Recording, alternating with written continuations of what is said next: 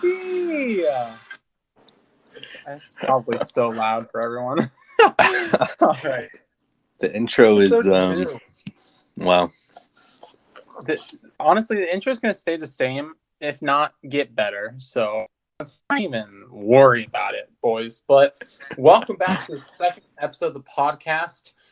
For those of you that might be wondering, we're kind of figuring out the name of it. So I know the first one had the Moving the Chains logo on it, and we're kind of going to try and figure out a different name. Either way, today we are going to focus on our draft that we did on Monday.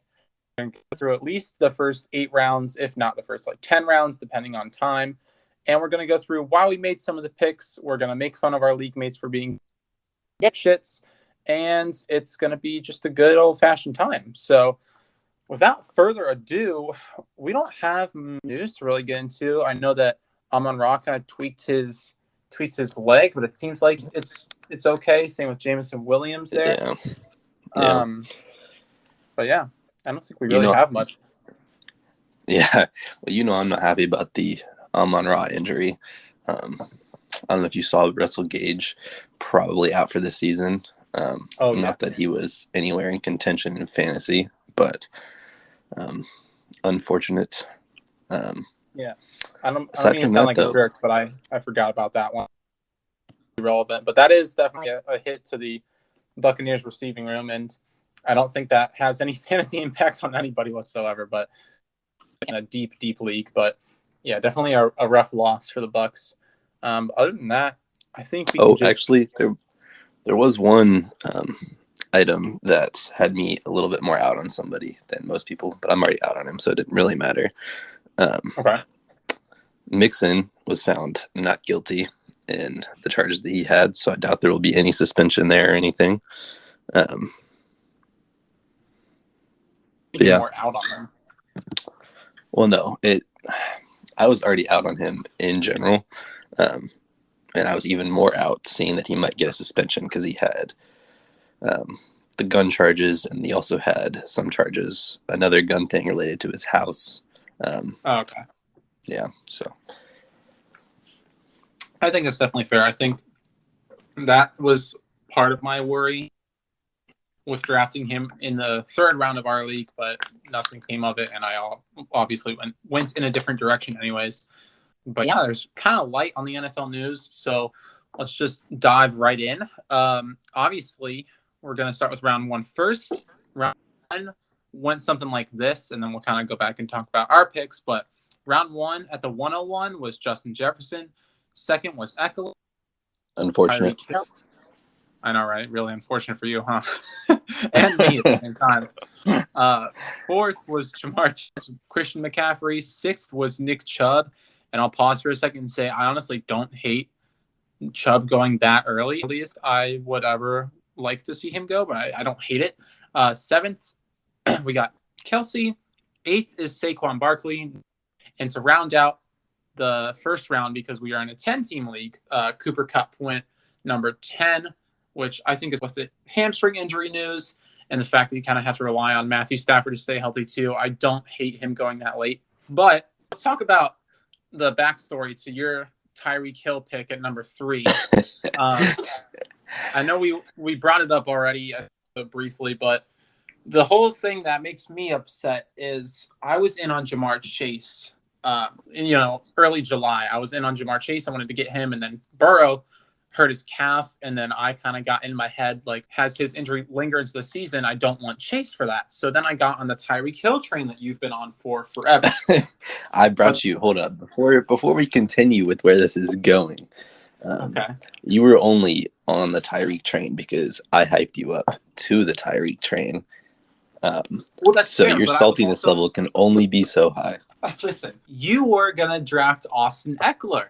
And so I was like, there's no shot in hell that Ekeler would go. And, of course, my dumbass was wrong because I was not as in on Ekeler as the guy picking number 2. And so you was like, hey, if Ekeler goes, should I get Kelsey or should I get Tyreek Hill? And I didn't want to tell you Kelsey because I think Kelsey is overvalued, but I didn't want to be a dick and be like, yeah, no, take Kelsey. Obviously take Tyreek Hill. And of course, I got Tyreek sniped from me.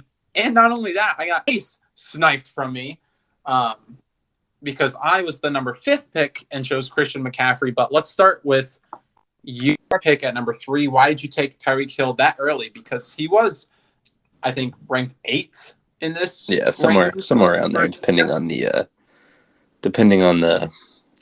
draft stats you're looking at.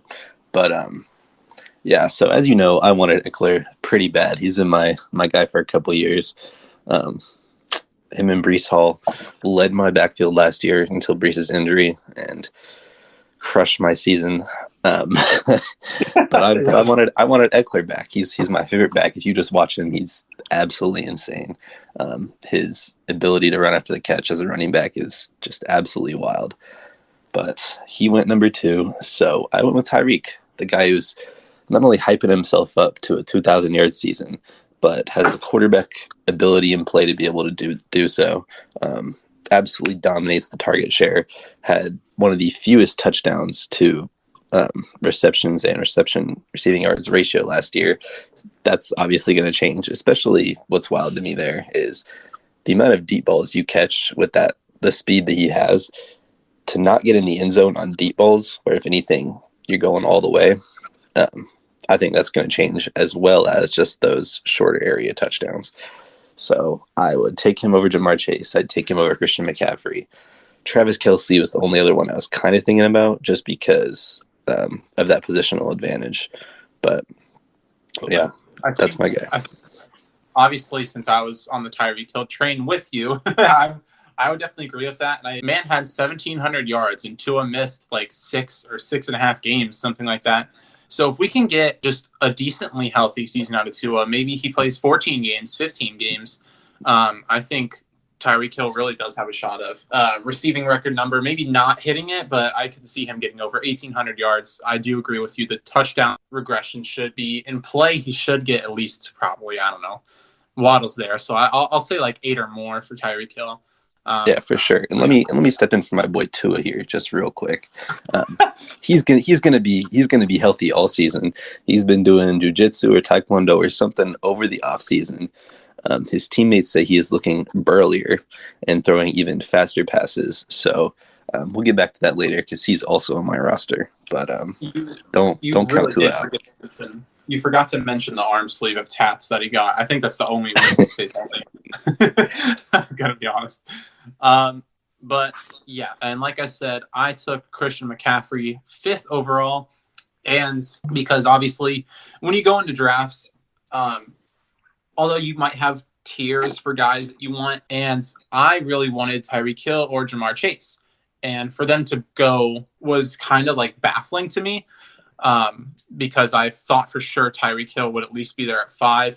I was kind of skeptical, but I had a feeling that he could be there, but of course he wasn't. Now looking back at it, I was not happy draft night with getting Christian McCaffrey, but now I'm pretty happy with it. Just pure upside McCaffrey has to repeat as a running back 2 or maybe even get running back 1 again. Positional advantage for at least running backs. Whereas Travis Kelce, he had career highs in a lot last season, and he's 34 up there. He'll still be the number 1 receiver basically for the Kansas City Chiefs, but I just really liked McCaffrey. So kind of hyped to me because in a lot of mock drafts that I've seen, he goes as either the 101 or the 102. So to have him fall to 5, and I'm already starting off similar to you, you're already starting off with probably someone who's going to finish top 3 in their position to start your draft. So sure. I think that was huge for both of us. Absolutely. So let's move on to round 2. Round 2. So 11th overall pick was Derrick Henry. 12th was Devontae Adams. And here's where it got interesting for me. Okay. Next was Josh Jacobs, Jonathan Taylor. So what was that? 14th and 15th overall pick. That's insane to me because next pick of Tony Pollard, and we'll just round out the round real quick before I talk about it. So Tony Pollard, 16th overall, and then you got A.J. St. Brown, Joe Mixon, and then Patrick Mahomes to round out the second round. Now, I'll butt in. I know I've been talking a lot, but the fact that so before the draft started, I was talking with you. Tony Pollard's not going to be there because he was like 21st in the rankings And then because of the Jonathan Taylor and Josh Jacobs situation. So I was like, there's just no way I get him. I got A.J. Brown, or do I get Garrett Wilson? But somehow, in some way, our league mates get them before Pollard. So I know that I'm not one for going running back. I would do it in literally every other year I play fantasy football. But I really wanted to get a wide receiver in the first 2 rounds. Get a wide receiver in the first 2 rounds, and you go running back. McCaffrey and Pollard is probably the best possible stack you can get. So I'm happy that I got Pollard. And then you got Amon-Ra St. Brown with an 8. Also expressed stress of him not being there. So how did it feel to get Amon-Ra St. Brown 18th? Well, first I have some comments on your Tony Pollard pick. Going back to that text first, you did text me about that, and I thought it was so funny because we both have my guy in the second round. Yours being Tony Pollard and my being Amon-Ra, who we were both worried about because they did both move up in the ranks. They both went from like early round 3 to like mid round 2, and we were both worried about it. And somehow we both pulled it out, which I think is wild. It felt amazing. and you're honestly right about your running back stack. That is a pretty wild running back stack and hard to get unless you're kind of that like 9-10 pick, because that 9-10 pick can kind of go back to back. Like if you end up getting Derrick Henry or something like that. But yeah, I think that is the best position for a running back stack. But if you're in the middle rounds like I am, and you don't want to reach on like a Saquon or a Nick Chubb, I think McCaffrey and Pollard's really good for that 5th pick. And again, Pollard has one of the better offensive lines in front of him. I know a lot of people about his workload, but like I said, previous episode, dude got like 20 points per game or more on just 55%. Very annoying playing against. And he is very annoying to play against. So I'm happy with it. But for you getting, just like you said, we both had my guy in this draft, and we both got him in round 2, which was huge for both of us at pretty decent values. And Amon-Ra St. Brown, his little injury is just a tweak, but I think he genuinely could be like a top 7 receiver this year. Yeah, no, he should be fine. He's clearly the one in that offense. They've got a new rookie tight end that's looking pretty good, and they've got Jameson Williams, but neither is, or I think, ready for the big impact that you might see in years to come. Amon-Ra is a huge standout, and actually one thing that I just learned about him today, which I think is crazy. He really separates himself from the pack. He does, at the end of practice every day, he does 200 balls on the ball machine, and has since he was young. His dad paid $4,500 for a ball machine, and he's been doing 202 catches a day since he was young, which is absolutely wild. He's got the hands, he's got the speed, he's amazing in the slot.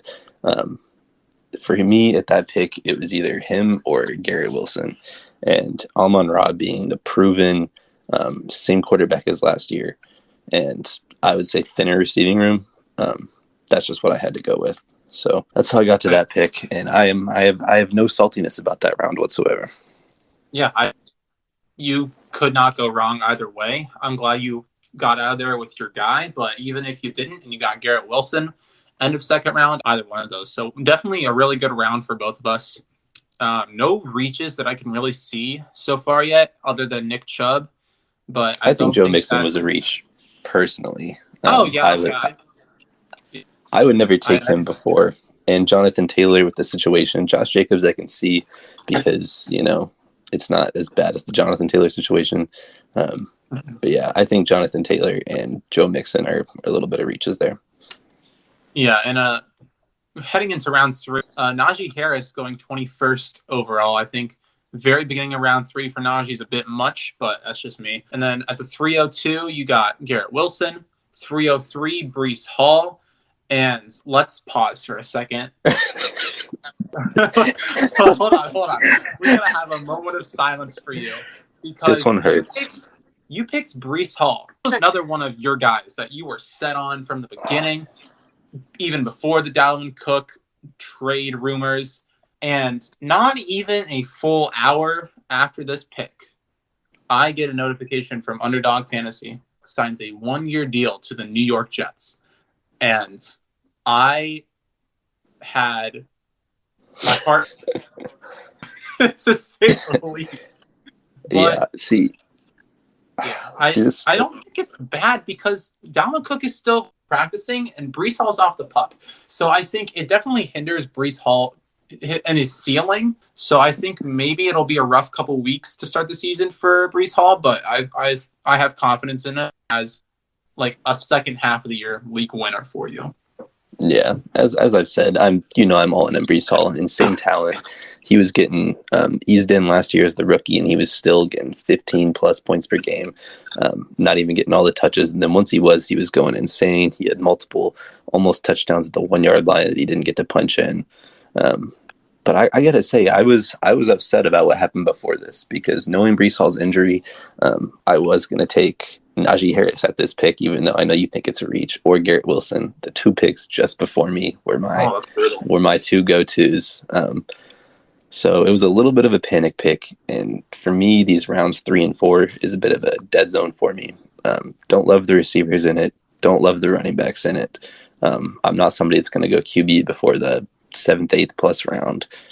And I don't want any of the tight ends in here. I know good upside, but also could be just as equal or a little bit better than a little later. So a little bit of a panic pick, but given the talent, I'm still happy with Brees Hall.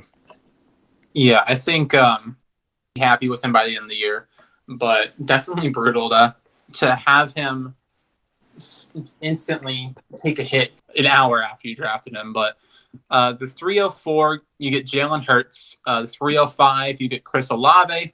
306 Smith. 307, Josh Allen. 308, CeeDee Lamb fell all the way to pick 28, which I don't know how the hell he did. I agree with that. And honestly, I would have taken him if I didn't already have Pollard. I didn't want both of them, but to the end of the third round is ridiculous to me. Same with Jalen Waddle at the 309. Two receivers that should not have fallen that far, to be fair. And then you round out the third round with Travis Etienne at the 310. I was the 305, and I got Chris Olave. Slight reach, but I don't pick until pick 36. And it's another one of my guys. I'm a Saints fan. I'm biased. I've all stats of Derek Carr's deep balls last season. And I am so unironically fucking in on Olave. If Tony Pollard wasn't available round 2, I probably would have been dumb as shit and picked Chris Olave. I don't know, but his ADP is around this area in a lot of fantasy apps. You have the expectation for him to do good really baked into his ADP. I think if he would have fallen to the 4th round, that would have been a value. So if anyone says that reach, it is what it is. I'm happy with him. And fuck you. Next guy. Here's the thing. I actually respect it for a couple of reasons. One, it's a homer pick. All right, you got to respect the homer pick somewhere. That's part of why I wanted Najee so early. A couple other reasons for that too, but I don't go into that right now. And then also, I honestly do like Chris Olave better than Devonta Smith, CeeDee Lamb, and Jalen Waddle. That's a hot take. That is a hot take and something that we don't exactly have time for right now, but we'll definitely hear about at some point. So, like you said, let's get into round 4. Starting off with Joe Burrow, which I do not agree with. No, not at all. I think Joe Burrow at pick 31 to 401. I think he should end of round 4 or beginning of round 5 with his calf strain. But continue for us. All right. At the 402, we have Lamar Jackson. 403, Mark Andrews. 404, DK Metcalf. 405, TJ Hawkinson.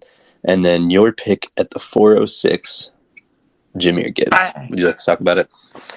Bang! Bang! Because I said earlier I had Christian McCaffrey and Tony Pollard, and now you're letting probably my flex play for the year fall to me? Like, okay, that's fine. His ADP is right around this area, so it wasn't a reach. But to have a guy that you can just instantly put at flex and not have to even think about it for the whole year, I really liked that. And I really like the upside of Jahmyr Gibbs. I really wanted David Montgomery later in this draft too. I think that's fine because Jahmyr Gibbs reminds me of rookie Alvin Kamara, where he's not going to get probably 200, 220 plus carries, but he can get like 170, 180, 190, and then tack on like 90 targets with that. So I think the upside for Jahmyr Gibbs is very high. A lot of people are calling him a league winner, especially if David Montgomery gets hurt. I don't like calling people injury prone. So if David Montgomery were to go down, Jahmyr Gibbs would be an instant top 5 running back play every week, depending on the matchup. My running back room is fucking beefed up, eating some goddamn protein. It really is. And one thing that I think is interesting is I'm always a person who loves to draft running backs in the first 3-4 rounds. And to this point, the only one I have, and including this round, which we're about to go over, is Breece Hall. And that's so out of character for me. And you're, if anything, more the one towards receivers or other positions. So I got to say I like the stack. I'm not as in on Jahmyr Gibbs as you are, because David Montgomery is coming into that Jamal Williams role, stealing touchdowns, and he is a rookie, so he might not get all the work right away. But yeah, I agree with it overall. My main concern, definitely is the fact that he's probably not going to have the goal line work, and he's probably not going to have more than 12 rushes a game. But I think, again, we're in a PPR league, too much to pass on there. I could have easily gotten a good receiver there, but the upside of Gibbs. If Pollard or McCaffrey go down, I don't have to freak out. I have a great running back too. I'm happy with Gibbs. Go ahead and end out the 4th round for us since you got us started. All right. At 407, we had Aaron Jones going just after Jahmyr Gibbs.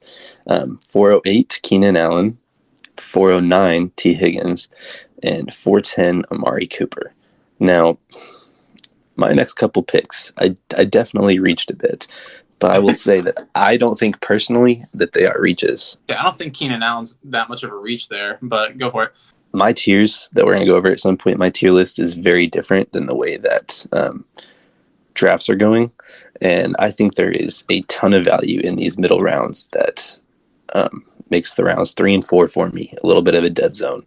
And I think there's a lot of value to be found. So I start reaching in those 5, 6, 7 rounds a little earlier. So with that, Keenan Allen, absolutely fantastic. The only possible downside to him, I think, is that the new rookie is coming in, Quentin Johnston. Unsure of what his role is going to be. But I'm not too worried about Mike Williams. He's the long ball receiver. He's going to get a couple targets at him. Obviously, possibility for breakout, but not somebody I'm in on. Keenan Allen's clearly the number one. Justin Herbert loves him. And honestly, the receiver was the easy choice to take there, given the lack of running backs that I like and lack of other receivers. I think it was a great pick. No hate from me here. I like that pick a lot. And I love how our league mates were in with us about T. Higgins being a fade. He fell pretty far. And where's he been going? Early round 3? I think he was slotted late as round the 2. wide receiver 12 or too early for me. But yeah. T. Higgins is going that high. But anyways, let's get a look into round 5, 501, or the 41st pick. We had Deontay Johnson, which I don't hate. I got sniped. Yeah, I was upset about that one. I think he went too early, to be honest with you. I think you could have gotten him. We didn't have a Steelers fan on that team. Read it out to my pick real quick, and then you'll hear why I wanted him so bad. Deontay Johnson, 501, 41st overall. Then right after you get Ramondre's Hastic value at pick 42 at the 502, and then you got Matthew's pick, James Conner. I'm not going to call it a reach, but I'm going to call it a reach. But go for it. and I knew you were. This was a little bit of a panic pick, but it's also one of those guys I have in a tier that I think they're going much lower than they need to be. So at this point, my only running back was Breece Hall, who is certainly iffy, given the injuries, and Dalvin Cook at this point. James Conner is obviously not on a fantastic offense, but he's on an offense where they've said they're going to be very run heavy this year, dedicated to James Conner. Nobody behind him. Obviously, passing game, Kyler Murray's not going to be back for a while. I think he's going to absolutely do fantastic, and he's the guy getting the touchdowns. He's the guy getting receiving work. He's got it all. But Deontay Johnson, talk about due for positive touchdown regression. 147 targets last year. Absolutely insane. I think George Pickens is going to take some of those, but still, that's absolutely insane work. I would have had no issue taking him there, and kind of thankful he got taken so that I could go James Conner and not have to worry about deciding. Do you have any comments on this before we continue to your pick in this round? Yeah, I'm just gonna say Deontay Johnson. I find is a slight reach.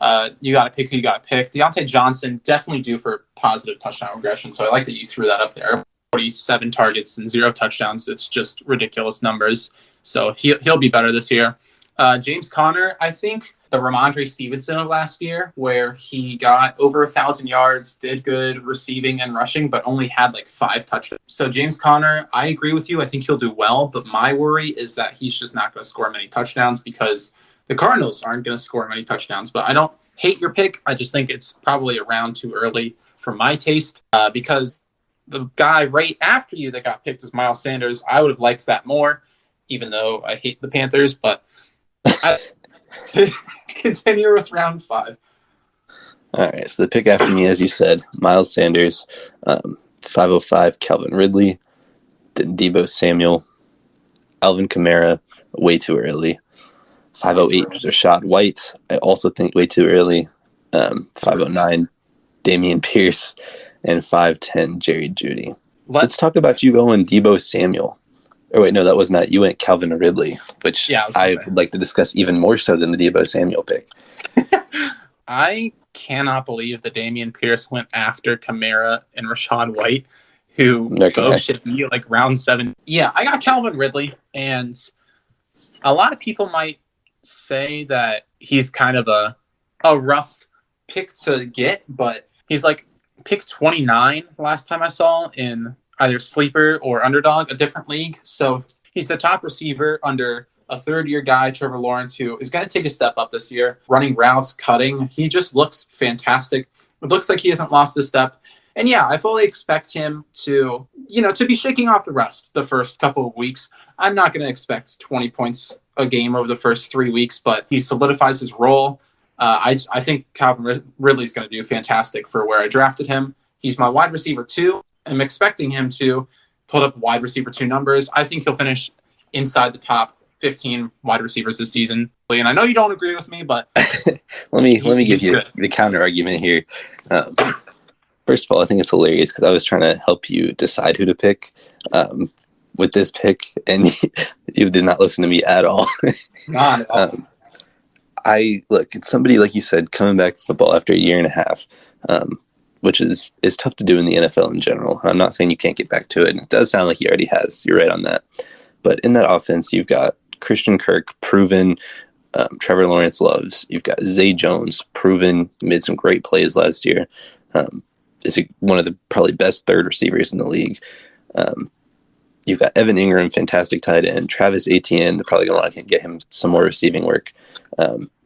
That's just not an offense I want a part of, especially when your number one is somebody who hasn't been there and is behind Christian Kirk, who was a fantastic number 1 last year.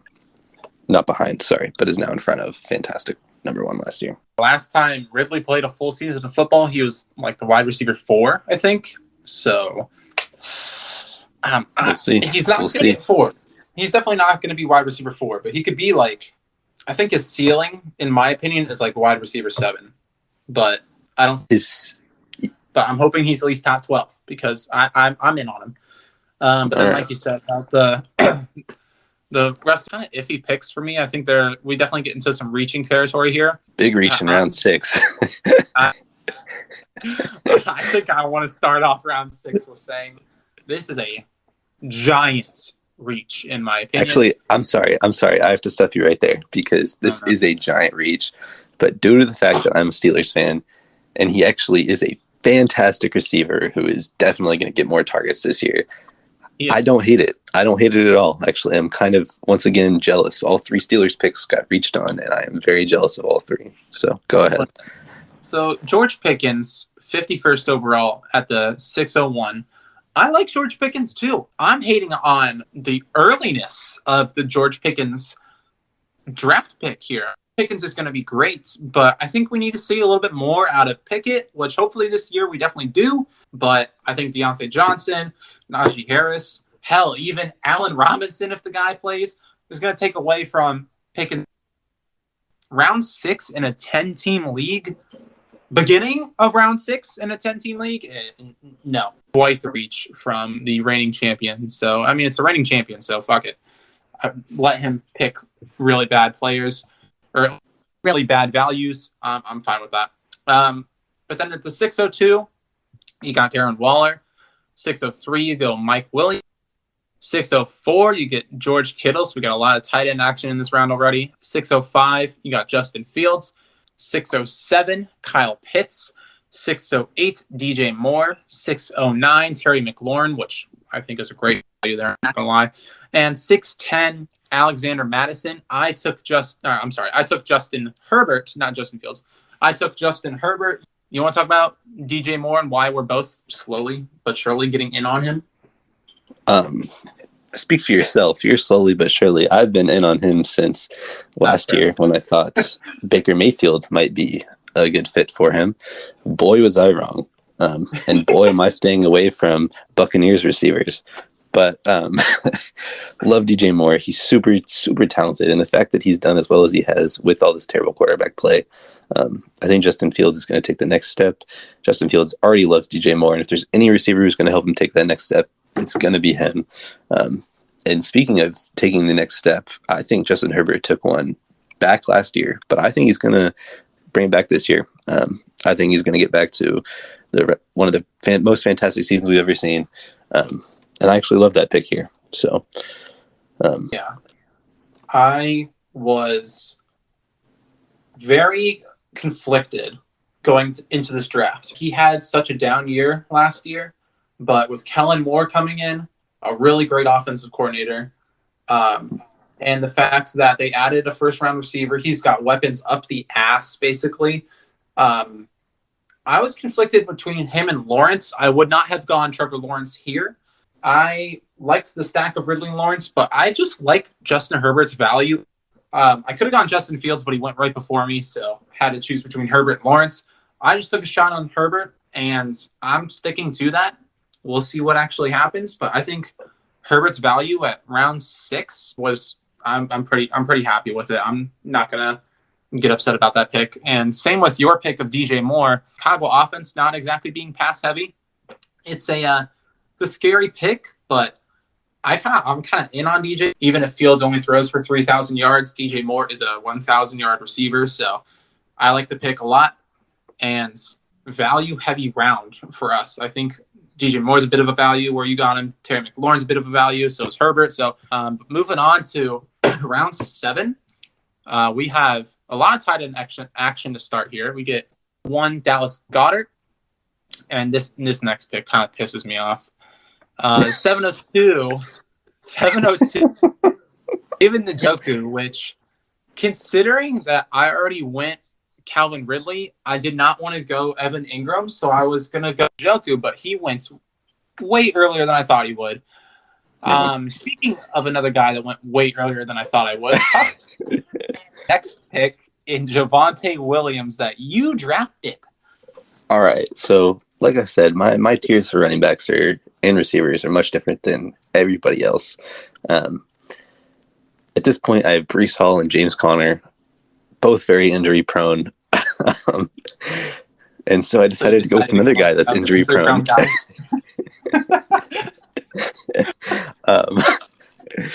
No, I think he's going to come back here. Like I said, Sean Payton, he's got something to prove after the comments that he's made, and you're not going to leave a stone unturned. You're going to use your best running back as much as you can to do as well as you can, which I still don't think will end up doing that well, but you got to try.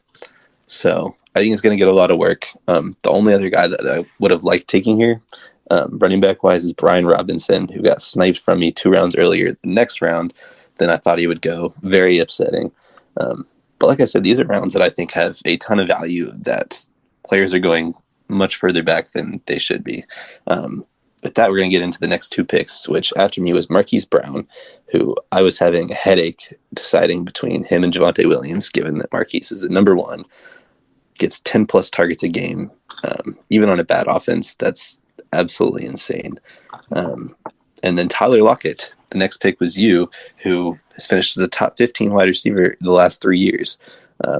But I had to go running back personally because of my current state. How about you?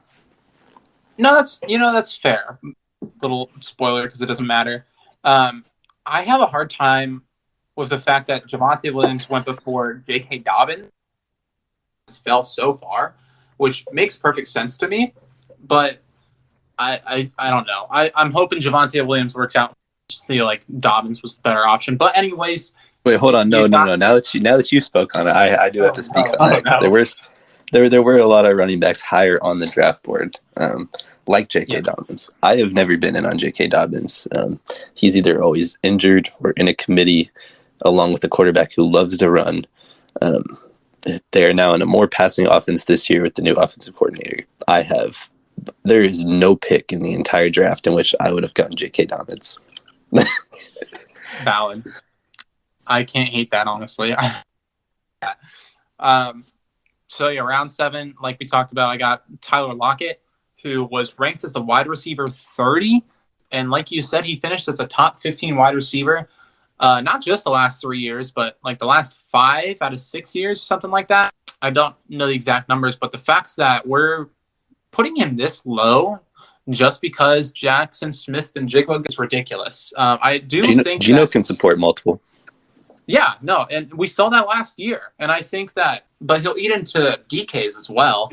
But DK is drafted so high, so it's kind of confusing to me how he's ranked so low.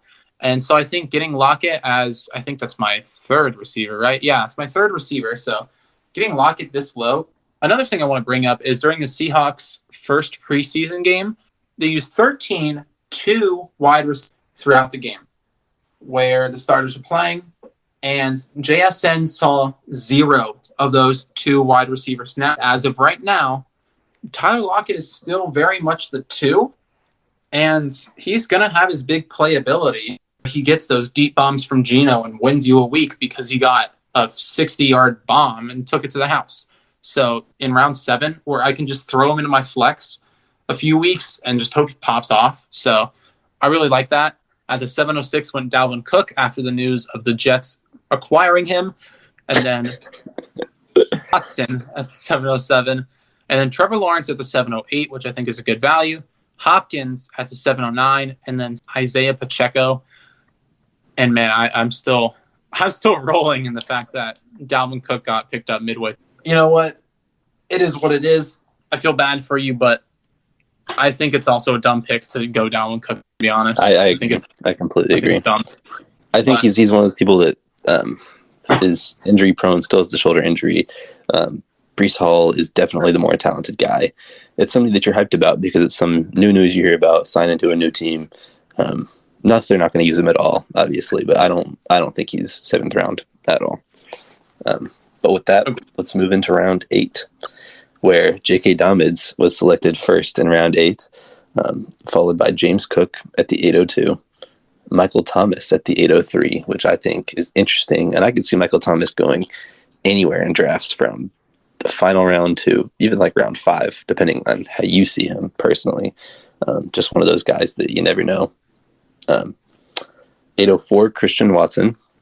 8:05, Brian Robinson, which I was very angry about. He's been going in the 10th round plus, and he is the clear running back 1.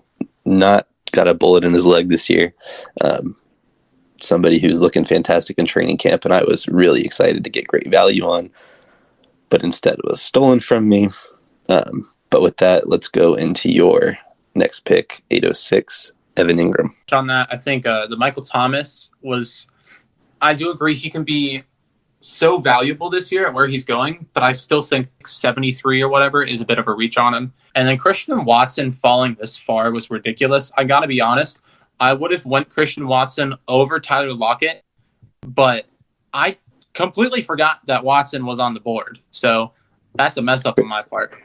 Christian Watson is one of those guys that I would not take in the entire draft, personally. I know, because you're a dumbass. But No, it's because he and Romeo Doubs both love dropping balls. A new quarterback that I don't think is going to be able to supply good fantasy receivers.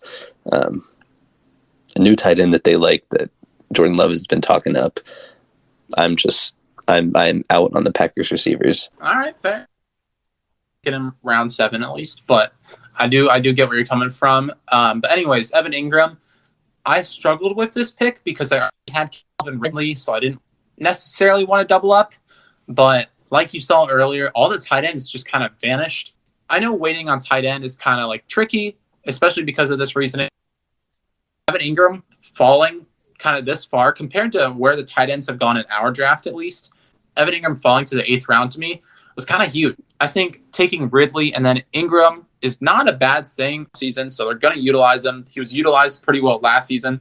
Yeah, he's going to have some dud games because of how insane the offense is. I think he'll be a good red zone guy. I think he'll put up probably 10 points per game this season once everything is said and done as far as PPR points. So I am fine with that pick. And then after my pick at 806 and Cam Akers at the 808, I don't hate it, but I don't love it, but I don't hate it. That's don't you worry. That's exactly where I'm at with my own pick. This was another Brian Robinson just got brutally stolen from me. And so my running back room was Javonte Williams, James Conner, and Breece Hall. And so I was like, there are literally 0 running backs on the board that I would ever draft aside from Cam Akers, which Cam Akers, this is solid value for him. He ended last year looking good, even though he was cast aside as an NFL running back in general the year before. He's not somebody I'm exactly looking forward to, but he does have the opportunity for consistent 100-yard games, touchdowns, and somebody I needed to just fully fill out my running back room and finish that up. So I'm not happy about it, not angry about it, just kind of, it's fine, you know. I think as your 4th running back, that's honestly like good though. The offensive line and the offense might suck, especially if either Stafford or Kupp gets hurt. But the dude is going to be a workhorse. Anybody behind him, I think we saw it last season in the final 4 games. He just popped off for 100-yard games, touchdown or 2 touchdowns. So I think they're going to definitely be boom weeks for him. So whenever he faces a bad defense, he'll probably face the Cardinals twice unless they face them once in week 18. Which our league ends at week 17. But, games like that get you 120 yards and 2 touchdowns. So I don't hate that pick at all. I don't love it, how bad the team's going to be as far as offensive line and everything, but I don't hate the pick at all. And for your 4th running back, throw him in flex. Ending out round 8, we got Jackson Smith and Jigba, which I thought went a little bit high, but Me too. And then David Montgomery, which really pained me because I wanted him, but I think you'll be happy at the end of the season that you did not get him. True. I'm so going into round 9. We got Chris Godwin at the 901, so we get our first Tampa Bay wide receiver. 902, you go DeAndre Swift, which I think was so stupid of whoever made that pick. Freiermuth, which I think was your pick, right? Pat Freiermuth? Yeah, it was. And I'm so glad that I got at least one homer pick. I can't believe he fell this far back, honestly. David Njoku went before him. Evan Ingram went before him. I would not have done either of those. All the other ones I think I agree with, though. But yeah, happy to have him. He's kind of in the same field as Evan Ingram, where really good tight end in a packed room. He's got Deontay Johnson, George Pickens, even Allen Robinson. But no, fantastic tight end. Hoping to get some touchdowns. Homer pick. Super happy with it. Yeah, I think it's a good pick too. I just liked Ingram more than Pat Freiermuth, but I think he'll be glad you did. For sure. You're welcome. And this will be the last full round that we go through, and then we can kind of just say our other picks for the last 3 rounds or whatever. Sounds good. After him goes Cole Kmet at 904, and then my pick 905. But I went not Michael Pittman. Sorry, that's the one below me. My bad. I went 2022 flashbacks. Not touch him again in fantasy this year, but I went Mike Evans, which the comments of he has Baker Mayfield, he is not going to be in a good offense this year. I know round 9 to draft him as my 4th receiver, and I think it's a damn good 4th receiver. I do. He hasn't had a receiving year under 1,000 yards. And He'll start this year. And you know what? Even if he starts 8 touchdowns, I'm happy with where I took him, 9th round. Red zone machine. He's going to be good. I'm happy with it. So, all right. An upside because, 906 you go. Yeah, I should have, but it's fine. Michael Pittman, 906, 907. Odell, 908. Way too early for me. Jahan Dotson, 909. I should have gone Jahan Dotson. I'm high.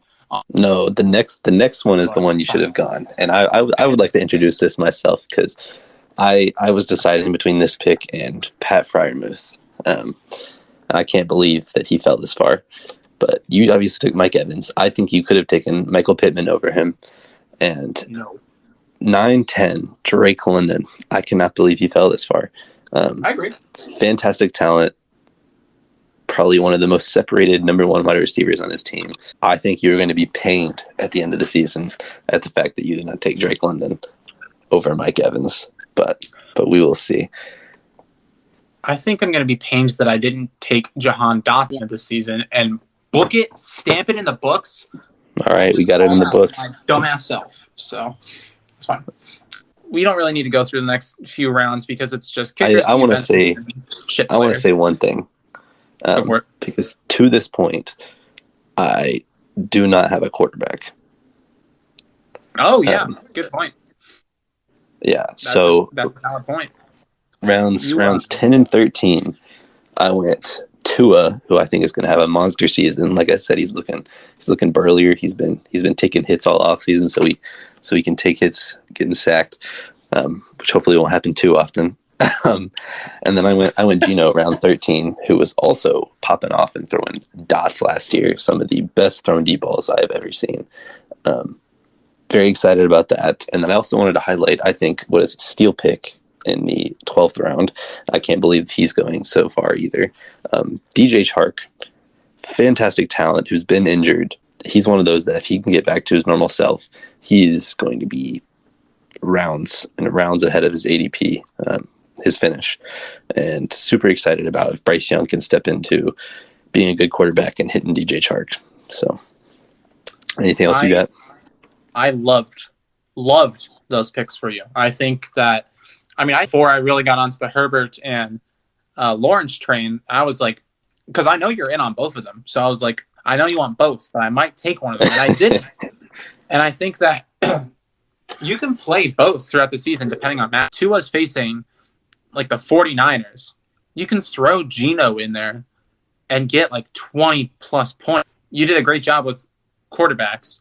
And you get so much value in the first 9 rounds because of it.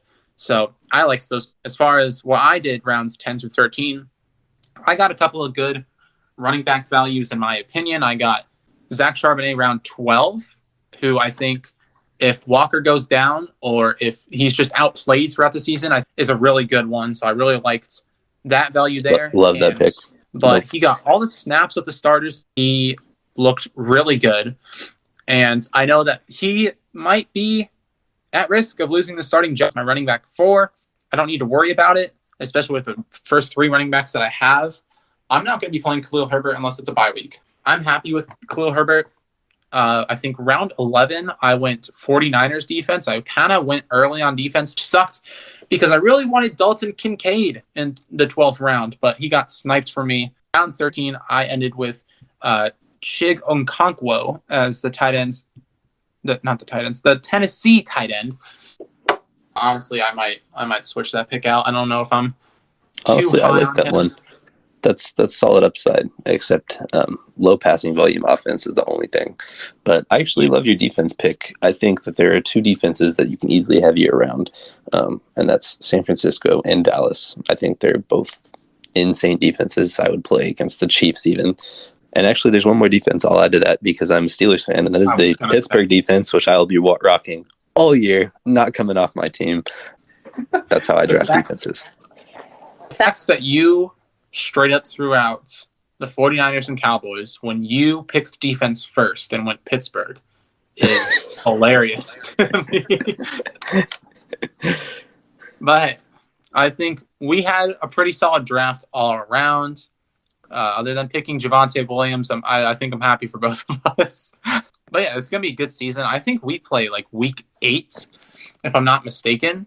So real quickly, go to week 8 and see if anyone's going to be on a bye week for us or anything like that. And it looks like for my team, I don't have any bye weeks either. So we're going to be full strength against each other. That's going to be pretty exciting. I think just looking at this matchup here, you're screwed, buddy. You're That's hilarious, and I'm excited to rub it in your face on the episode. So, okay, I mean, I'm excited to be gloating when I go 8-0, and you are drowning at 2-6. Oh, one thing. We'll see. One thing that I would like to also say is we have another league that we are in that will be drafting this coming Monday. So I'm excited about that one. It's kind of wild league rules. I've got the defense a lot more involved. They're not just getting you between 0 and 10 points a week. I've got a little more stats built in there. If a kicker misses a field goal, they're losing points. None of this weak stuff. So that'll be an interesting league to try out, I think. Yeah, I think it'll be fun. I think kickers missing a field goal, losing points, I think that should be like the norm. But the fact that you have defense 30-something points is just fucking stupid. I know. No, hear me out. Defense is such a big part of the game. It's fun to watch. Huge plays like interceptions get you just as many points as like one catch from a receiver, which I think is absolutely wild. So had to step that up. Same with sacks or plenty of other little things in there. Like I've got points for 3 and outs. It's pretty important. Like those big plays, like you see these big plays and then it means nothing in fantasy. And I just want to try and change that and make it more fun to follow. You know, your defense gets a crazy stop behind the line on a 4th and 1 and you get a point for it, you know? So I don't hate it, but I'm not used to it. So I don't like it. But I think it's going to be super cool to do. So we'll definitely do an episode about that next week at some point. But yeah, thank you. Hit over the hour mark, assuming that we don't have audio issues this fucking time, and I don't have to go through and cut out 15 goddamn because of the audio tweaks.